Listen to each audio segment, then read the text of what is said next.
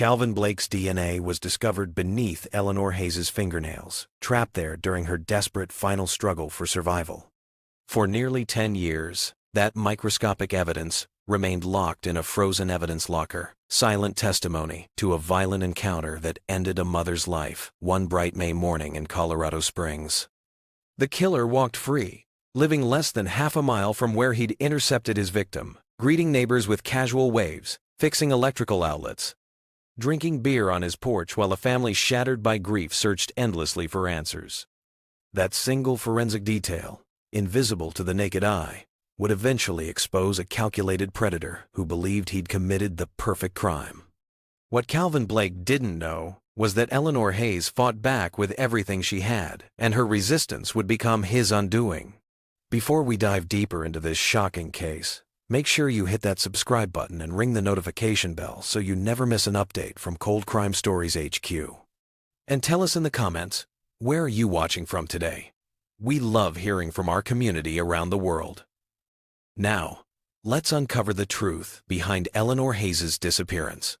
Colorado Springs, Colorado, a military city of approximately 425,000 residents nestled against the dramatic backdrop of Pikes Peak and the Front Range Mountains. Known for its close-knit community values, military installations, and the kind of neighborly trust that keeps front doors unlocked and children playing freely in suburban streets. May 15, 2011 dawned with crystalline Colorado sunshine, the kind of perfect spring morning that promised nothing but ordinary routines and simple pleasures. Eleanor Ellie Hayes embodied that ordinariness. At 47 years old, she lived a life of careful precision. As an accountant at a mid-sized firm downtown, Ellie managed spreadsheets and quarterly reports with meticulous attention. At home in a modest single-story house in the southern suburbs of Colorado Springs, she was the steady heartbeat of her family. The woman who prepared dinners, managed household finances, remembered birthdays, and maintained the comfortable rhythm everyone depended upon. Her husband Patrick had built a life with Ellie over 25 years of marriage. Their daughters, Clara and Megan, were bright teenagers navigating high school with their mother's gentle guidance. Friends described Ellie as the anchor, the one who showed up reliably, who listened carefully, whose presence created calm in any room she entered. That May morning began like countless others. Ellie left home around 9:30 after kissing Patrick goodbye, heading to her office for a half-day shift. She wore a light blue checkered blouse, comfortable jeans, and her familiar white sneakers. The Colorado sun warmed her face as she drove through familiar streets, planning to finish work early and stop at King Soopers for groceries before heading home. By 10:40 in the morning, Ellie pushed a shopping cart through King Soopers, selecting vegetables, chicken breast, and a gallon of milk for the girls. The supermarket's security cameras captured her moving through checkout lanes, exchanging pleasantries with the cashier, packing her bags with practiced efficiency. Nothing suggested trouble. Nothing hinted at the nightmare unfolding.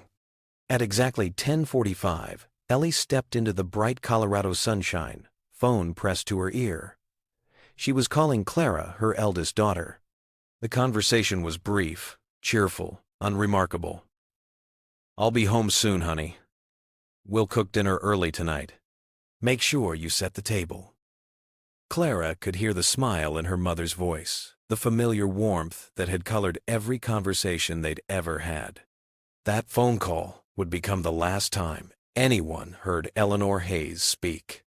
The parking lot camera captured Ellie loading groceries into her silver sedan, still talking on her phone. Then she climbed into the driver's seat, placed her phone in the center console, and started the engine. The timestamp read 10:47 a.m. After that moment, Eleanor Hayes vanished, as completely as if the Colorado earth had swallowed her whole. As afternoon stretched into evening, Patrick Hayes stood on his front porch repeatedly, eyes scanning the street where Ellie's car should have turned in. Clara and Megan took turns rushing to the window, expecting their mother's familiar figure. Dinner preparations sat abandoned on the kitchen counter. Unanswered calls to Ellie's phone accumulated, each one deepening the suffocating dread. By 11 o'clock that night, Patrick could no longer rationalize the absence. His hands shook as he dialed 911, voice breaking when he told the operator, "My wife is missing. She should have been home hours ago." Within 20 minutes, patrol cars flooded the quiet suburban street, red and blue lights painting harsh shadows across worried faces. 2 Colorado Springs Police Department officers entered the Hayes home, notebooks ready, questions systematic and cold.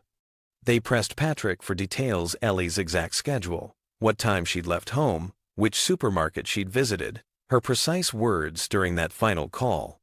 Patrick answered everything, voice trembling but determined. Clara and Megan huddled together on the sofa, tear-streaked and terrified. When officers asked what Ellie was wearing, Patrick closed his eyes, picturing her clearly. The light blue checkered blouse, dark jeans, white sneakers. She always dressed simply. Then came the harder questions, the ones that felt like accusations.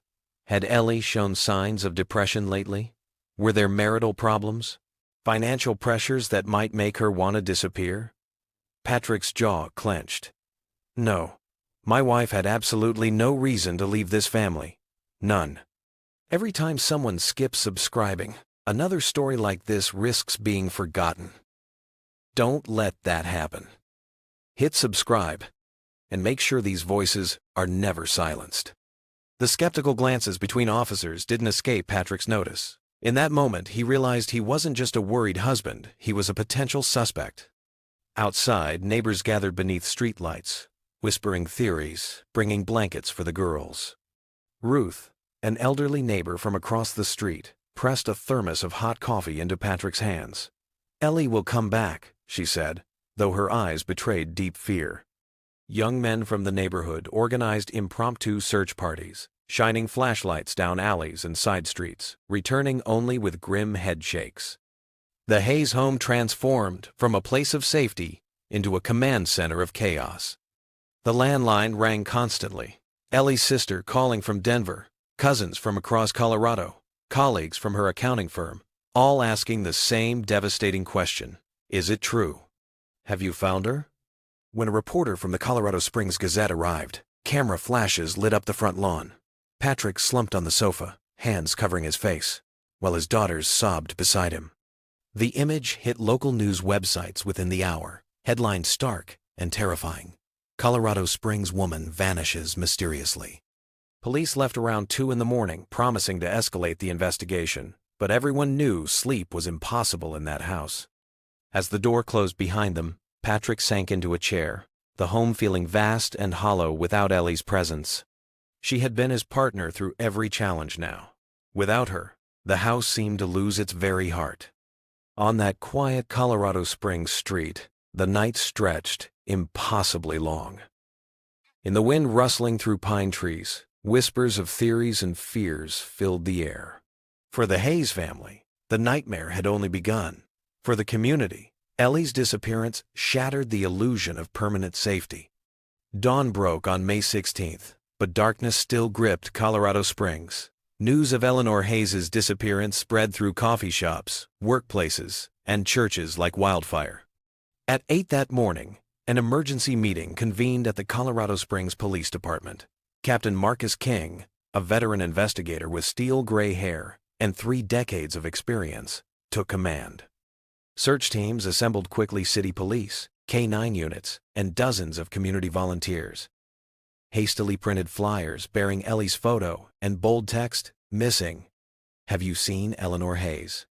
were distributed across gas stations, convenience stores, church bulletin boards, and taped prominently at the King Soopers entrance where she was last seen. The search began methodically. Groups fanned through neighborhoods, calling Ellie's name, checking alleys and parking lots. K-9 units picked up her scent from the Hayes home, following it toward downtown Colorado Springs along her usual route. But near Monument Creek, where the spring runoff rushed cold and fast through the city, the trail vanished completely. By midday, tension mounted. A resident near Memorial Park reported seeing an unfamiliar car parked in a secluded lot the previous afternoon. The area, with tree-lined paths along Monument Creek, became the focus of an intensive search. Officers combed through dense vegetation, flashlights probing shadows, but found nothing. Patrick and his daughters stood at the park's edge, eyes following every officer, every searcher, hope flickering and dying with each negative report. The gathered crowd whispered theories. Had Ellie been abducted? Had she gotten lost? Was she injured somewhere, unable to call for help? Then, just after 2 in the afternoon, a volunteer near Memorial Park shouted. Behind a cluster of cottonwood trees, in a small parking area, obscured from the main road, sat a silver sedan, covered in a light film of dust. As they approached, hearts sinking, the license plate confirmed it. Eleanor Hayes' car. Police immediately cordoned off the area. Patrick was called to the scene. When he saw the familiar vehicle, his legs nearly gave out. Clara and Megan collapsed into neighbors' arms, sobbing uncontrollably. Inside the car, officers discovered everything Ellie should have had with her. Her brown leather purse sat on the passenger seat, wallet and ID intact. Her cell phone lay in the center console, battery drained from disuse. Keys hung from their hook, as if she'd stepped out momentarily and planned to return. Nothing was disturbed. No signs of struggle. No broken windows or forced entry. The car simply sat there, abandoned, as if Ellie had evaporated into the Colorado air. As afternoon shadows lengthened across Monument Creek, Captain King stood beside the vehicle, face grave. Patrick watched from behind the police tape, one thought repeating endlessly. Something terrible had happened to his wife. For the Hayes family, finding the car shattered any remaining hope that Ellie was simply delayed or confused. For Colorado Springs, the abandoned sedan became the first tangible evidence that something dark had invaded their community. If you're okay with these cases disappearing into the dark, don't subscribe. But if you're not, then join us, because these families can't fight alone. That evening, Ellie's silver sedan was towed to the CSPD forensic facility. In a sterile examination room, technicians in full protective gear began their meticulous work. Every inch of the vehicle was photographed from multiple angles. The interior was dusted for fingerprints, and swabs were taken from surfaces. When they opened the trunk, something caught their attention under UV light, a small, dark brownish stain on the gray carpet. A technician carefully collected a sample, sealing it in a sterile vial. It could be nothing, or it could be blood. On the back seat, lodged in a crevice, they found a single hair, light brown, different from Ellie's darker shade. It was collected with sterile tweezers and preserved carefully. But in 2011, forensic technology had limitations. DNA analysis could only compare samples to existing criminal databases. The blood stain and unidentified hair, though meticulously preserved, led nowhere. Without a match in the system, they were just potential evidence waiting for future technology. All samples were sealed and stored in the cold evidence locker, labeled and logged. The forensic team's preliminary report concluded, vehicle found abandoned. All personal belongings present. No signs of theft. Suspicious biological samples collected. No immediate match found. For the Hayes family, the report offered no comfort, only confirmation that something violent had likely occurred. Over the following days, Captain King and his team pursued every lead. They reviewed security footage from King Soopers repeatedly. The grainy images showed Ellie leaving at 10:47 a.m., phone to her ear, walking calmly to her car. But seconds after she disappeared from frame, something else appeared, an old white pickup truck, moving slowly through the parking lot. The truck circled once, paused near where Ellie's car had been parked, then drove off. The license plate was obscured by glare from the bright Colorado Sunday. All investigators could confirm was two-door, older model, faded white paint. A witness came forward. Carol Martinez, who'd been shopping that morning, reported seeing Ellie talking briefly to a man in the parking lot. Tall, graying hair, dark green jacket. They exchanged words for less than a minute. When Carol looked up from loading her own groceries, both Ellie and the man were gone. But Carol couldn't describe the man's face clearly, and no camera captured the encounter. It was a lead, but a frustratingly vague one. Despite hundreds of hours of work, thousands of tips called in, and dozens of searches, the investigation hit wall after wall. By November 2011, 6 months after Ellie vanished, Captain King faced a devastating reality. The case was going cold. In a somber meeting, Captain King addressed his exhausted team. "We've done everything we can with available resources. Without new evidence or a suspect, we have to transfer this to the cold case unit." A large evidence box labeled Hayes, Eleanor missing, May 2011 was placed on a high shelf. Inside were hundreds of pages of reports, witness statements, crime scene photos, and those sealed biological samples. All of it waiting for something: new technology, a confession, an unexpected break. Captain King retired shortly after, carrying the weight of Eleanor Hayes' unsolved disappearance into his retirement. For the Hayes family, his departure felt like losing their last advocate within the justice system. Each year on May 15th, Patrick and his daughters held candlelight vigils.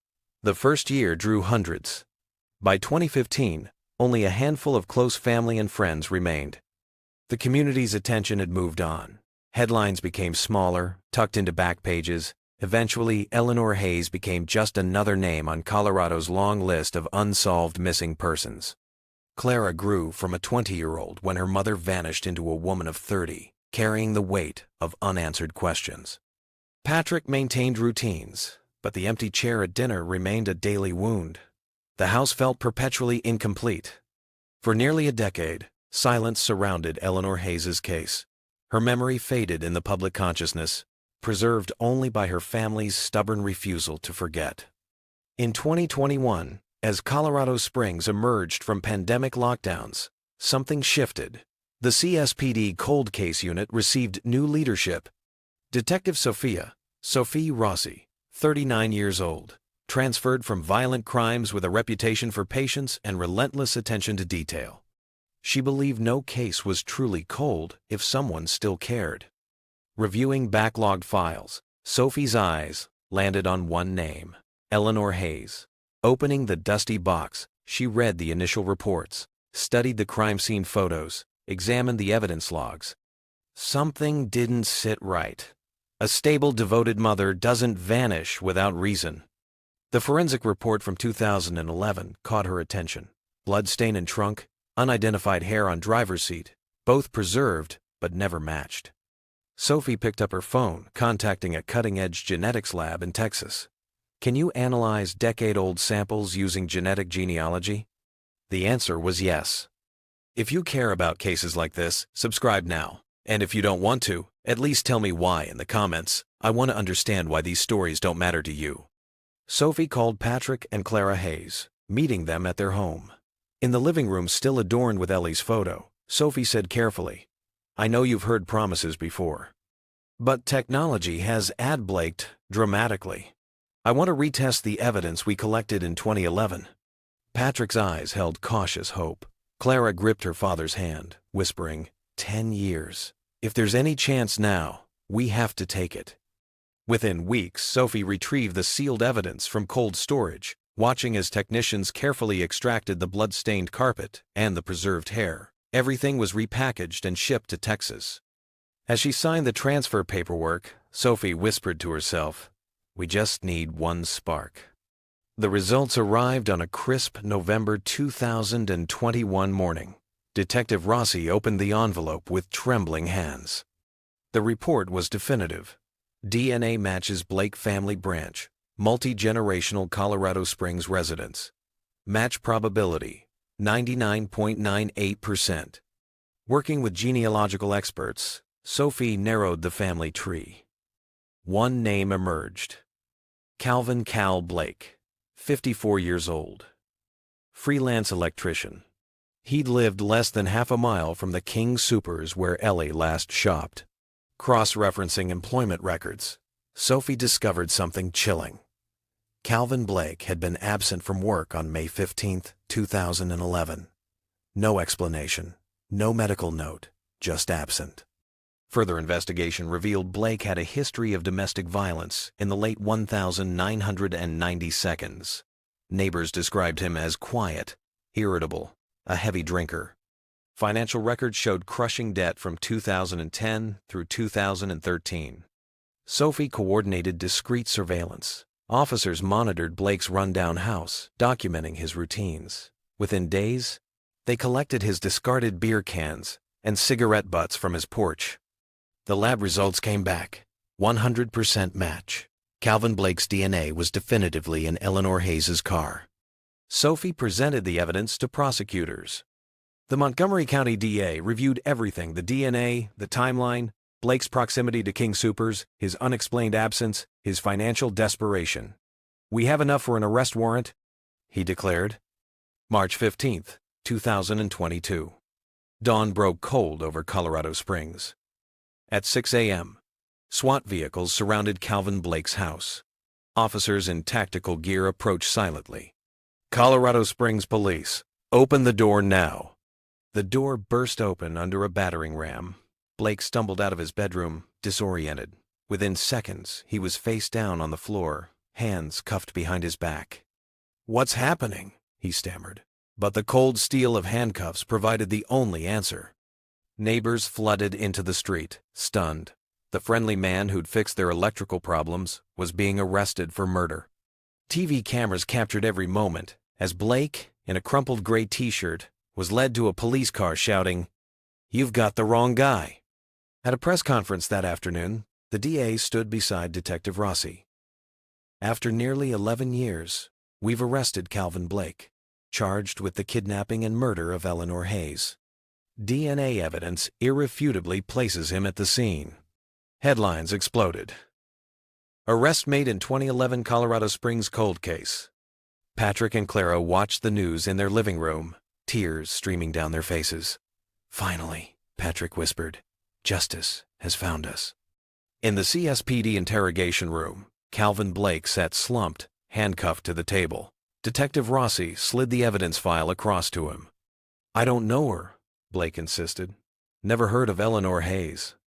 Sophie opened the file, showing him the DNA report. "Then why was your blood in her trunk? Why was your hair in her car?" Blake's bravado cracked. He stared at the evidence, sweat beading on his forehead. After hours of questioning, Blake suddenly looked up, eyes cold. "You'll never find her." The room went silent. Those 4 words were an admission. He knew Ellie was dead. He knew where she was. Under mounting pressure, Blake finally broke. "West of Colorado Springs, near Fountain, there's an abandoned lot off I-25, used to be a warehouse site." Detective Rossi organized an immediate excavation. The site was sealed. Forensic teams in white suits began carefully digging into the hard Colorado soil. After 2 hours, a technician called out, "We've got something." Hit subscribe to show you stand with these families. If you can't, then write in the comments why. Maybe your reason is worth hearing, but their stories are worth telling. Bones emerged from the earth. A small skeleton, carefully preserved by the dry Colorado climate. Then, glinting in the dirt, a wedding ring. The inscription inside read, P and E, Patrick and Eleanor. Patrick and Clara stood behind the barricade, watching as their worst fears were confirmed. Ellie was finally coming home. The discovery made national news. After 10 years, Eleanor Hayes' remains had been found. The forensic analysis was devastating. Ellie's skull showed a massive fracture from a blunt object. Her right arm had multiple defensive fractures. She'd raised it trying to protect herself. Most significantly, DNA under her fingernails matched Calvin Blake 100%. Eleanor Hayes had fought for her life, and that fight left the evidence that would convict her killer. September 2022. The courtroom in Colorado Springs was packed.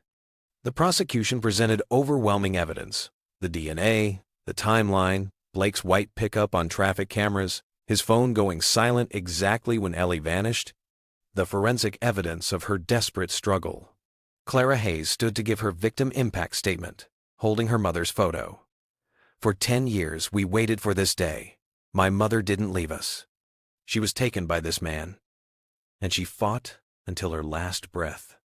After 4 days of testimony, the jury deliberated for 7 hours. The verdict? Guilty on all counts. The judge sentenced Calvin Blake to life without parole. you will spend your remaining days remembering the crime you committed." Patrick and Clara embraced, tears flowing freely. Justice, though delayed, had finally arrived. Eleanor Hayes' case reminds us of vital truths. Technology can give voice to victims thought forgotten. Family perseverance matters, even when society moves on. Loved ones must never stop fighting. And evil can hide in plain sight behind neighborly smiles. For Colorado Springs, the case left an indelible mark. Memorial services drew thousands.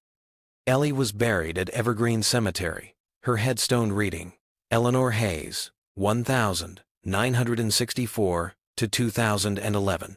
Beloved wife, mother, friend, never forgotten.